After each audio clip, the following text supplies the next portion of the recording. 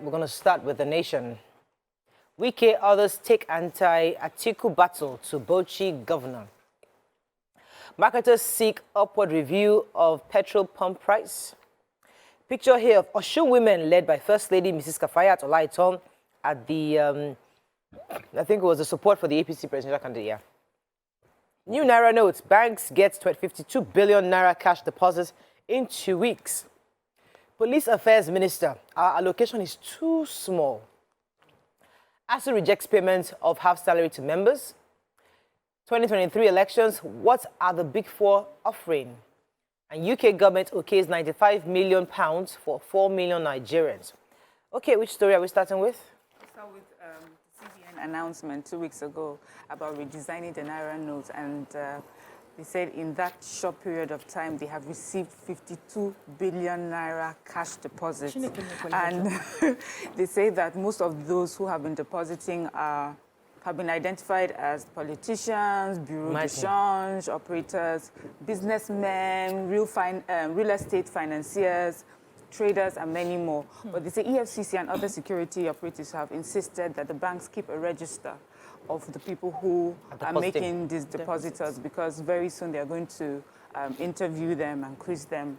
You know, it will help them, source of the money launderers and all sorts of things. They said, although CBN said that as of September, they had over 3 trillion Naira out in circulation.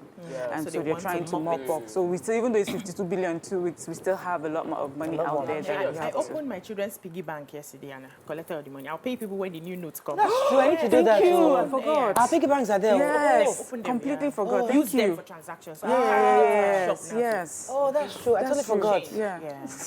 I even left them. I left them in the old house. In the house. Completely forgot. Your colo. Oh, fantastic. So you know how traders behave. Once the new note comes out, they start rejecting the Yes, now. Ordinary UK self, when they were changing their, all my money where I change, they didn't allow, they say, you will take this money, this is your money. Wow. Even when I went to the bank, because I don't have an account there, they didn't allow me to change. I had to start looking for somebody who has an account. So we change. So we can't take that. We need auntie, you will take it. It's your money. I change it with Naira, you will take it.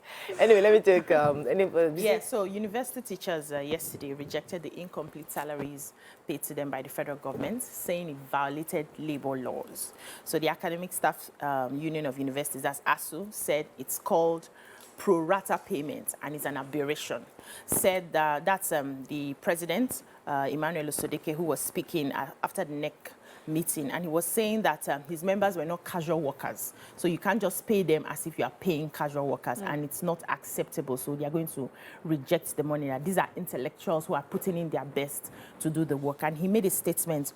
He said ASU suspended its 8-month strike on 14th of October 2022 in obedience to the order of the National Industrial Court in further consideration of intervention efforts of well-meaning Nigerians, including the Speaker of the House of Representatives. The action of the union was a display of manifest trust in the judiciary and other institutions and organs of government to always put national interest above all consideration. Then he went further to say, unfortunately, the response of the government towards ASU's demonstration of trust was the so-called pro rata payments for 18 days as the October salaries, and this is not acceptable. It's not only an aberration, but a contravention of all known rules of engagement in any contracts of employment for academics and the world over. We talked about it yesterday. We're saying for this October, at least, they should have just paid them full since they had come back. So the UK has approved £95 million PropCom plus investment that will benefit at least 4 million Nigerians. So the headline was saying 95 million pounds for 4 million Nigerians. That's not what it is, because don't take it verbatim. So what they're saying is that this new program is set to help address key barriers to sustainable agricultural development in Nigeria, and to support the development of climate-resilient agricultural policies, actions, and investments that deliver nutrition, increase productivity, adapt the build resilience while reducing emissions. So really, it's going to support the climate change to help agricultural produce. So it's not, and they are hoping that 4 million Nigerian farmers, mostly 2 million women, will benefit from these investments. That's pretty much it. So the Nigerian police, the Ministry for the Nigerian Police Affairs was speaking, defending the budget for 2023 with the Senate and House of Representatives Committee on Police Affairs, said that the funding is inadequate. to do what needs to be done. That they complained on 2022 budget and nothing, there's been no improvement between 2022 and 2023. He mentioned that 1.7 billion was released in 2022 for the budget, and that 291 million has been released for overhead and 1.4 billion for capital expenditure. I'm happy that a lot of money was going into capital expenditure because we know that we need the police to upgrade a lot of their equipment. There was a breakdown of some of what the money that went into the police academy. They mentioned the specific places, but they said the actual budget, the defense part of the budget was done behind closed doors. But obviously, we're going into an election year and we need to have more funds going into security from both the Nigerian police force as well as the military. Also defending her budget and asking for more funds is the Mrs. Abike Dabiri-Erewa of Nigerians in Diaspora Commission. She said that she is even asking that not just the budget, let's tweak the law according to the act that created NIDCOM, that if they tweak the act and that she would find within the commission ingenious ways to generate funds, that they are not a revenue generating agency right now, that if they become a revenue generating one, then they are able to source for funds creatively and they'll be able to meet their needs and expand their reach. So I think that should be looked into. Moving on quickly now to The Punch. Subject, presidential candidate, others to psychiatric test, says NMA. NYSC asked members to promote unity and nation building. Hush Pape, jailed 11 years despite wife imam's pleas. Chidima, foster father, lied about Agatha's death, says police. Celestial Church members mob punchman police probe attack. Awarding Qatar World Cup a mistake, says Blatter. ASU awaits court's ruling on half pay. COP27, FGI's $400 billion for energy transition plan. Nigeria, 16 countries to fight money laundering and terrorism. Okay, which story are we starting with? The major headline. So the Nigerian Medical Association has called for a psychiatric evaluation of governorship and presidential candidates ahead of the 2023 elections. They said that this will provide them a comprehensive view of the state of the body of all the people who are, aspiring to hold political offices. And they said that, the screening of candidates will also determine the state of health of many Nigerians. But there's been this confusion. Is it constitutional? Should they do it? Is it allowed? Is it compulsory? People have been going back and forth. But the NMA president was the one, that's Uche Ojima, who said that they have to take this test. And he listed a couple of tests that they will have to undergo to ascertain their fitness for office. And he said a simple medical checkup such as chest x-ray, cardiac test, abdominal ultrascan, urinalysis, kidney function, liver function, just general body blood glucose assessments to just be sure that they are worthy to take up that position. They asked him a question, and they were saying who would now be the body to organize the test. And he said they are going to get an independent body, a group of specialists who will, handle the test, because if they do it with any of the government agencies, they can, find their way around it and influence it. And they asked, are Nigerians going to see the result? And he said, of course, because they, chief medical directors in different hospitals, when they are taking up such positions, they do tests, and the people who are appointing them see the results. So we, as the electorate, will have a right to see the results of the people who are going to be governing us, that they must make the results public. Okay. Yeah. All right, so I was going to take Sepp Blatter. He was saying, if many of you remember, he's the former FIFA president, and he was talking at an interview yesterday saying that he regrets that the World Cup was taken to Qatar. He said it was a mistake. According to him, if you recall, there were issues with Qatar accepting the LGBTQ and saying that they also had a lot of human rights concerns in that country, and they felt that homosexuality is damaging the mind. So, and that was some of the issues, controversies happened before the World Cup was taken there. Either way, he was saying that Blatter was saying that the country is too small for the World Cup, and that for this is like the 92nd year of the history of the World Cup being held in various countries, and they felt that Qatar hosting the tournament ahead of the United States was a mistake. And he said that he voted for the United States and blames the UEFA president for swinging the vote to Qatar's favor. Many of you know the World Cup has started, and I'm not sure there are really any serious. I'm not aware of any serious complaints, but his issue was that it's too small. It's small the country to host the challenges for Qatar had been that Qatar is not supporting LGBTQ, and they felt like they did not respect work hours. People had to work extra time to be able to meet up But it was just, I think the world should respect people. A country can choose not to support LGBTQ, but they should be allowed to do that. Okay. And those that support it, nobody is crying that you are supporting it. There was 14 to 8 or so votes. Yes, and they did a whole lot to do towards the... Anyway, let's still reviewing Punch. Miriam had a story. Yes, so Hush Puppy, as Morayo would pronounce the name. So we know him as the internet and online fraudster, and he's finally been sentenced to 11 years and 3 months in prison, and he will be in the United States of America. We remember he was arrested for defrauding over 1.9 million people, majority of whom were Americans, and he also pleaded guilty to the charges that were filed against him. But also, there's this news platform that mentioned that his wife and 2 imams sent like a letter begging the court for leniency. And one of the letters, Hudu Abdul Razak of Borno State, a mosque in Borno State, said that Hush Puppy was very philanthropic to them. He donated a lot to orphans and widows. Another mosque here in Lagos described Hush Puppy as a frequent donator to the mosque, and so they were begging for leniency. Wow. But then we understand that this is on the backs of the millions and millions of Americans that he stole from, and all other businesses that he was involved in, fraudulent businesses that he was involved in. Anyway, the Americans didn't listen to them, looked at the evidence and facts before them, and they've given him 11 years and 3 months. Okay, moving on quickly today. I have a story, money laundering. So 17 African countries have agreed to work together to tackle financial, to investigate the finances backing insurgency and terrorism in these 17 countries. So we have Benin, Burkina Faso, Cabo Verde, Cote d'Ivoire, Gambia, Ghana, Guinea-Bissau, Liberia, Mali, Nigeria, Niger, Sao Tome, Senegal, Sierra Leone, and Togo, and all of them had their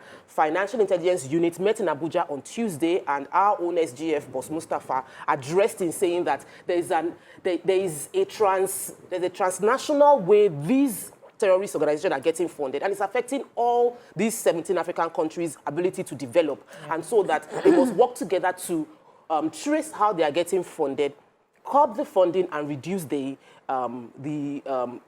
how lucrative being a terrorist is in those countries. And I'm very happy they're working together, because one person can't solve the problem. Absolutely, and I think Africans need to work together more. Yeah, it's important. Okay, Daily Sun, very quickly. Wike, Otom, Ikpeazu, Makinde, Ogwayu all work for Atiku, says PDP.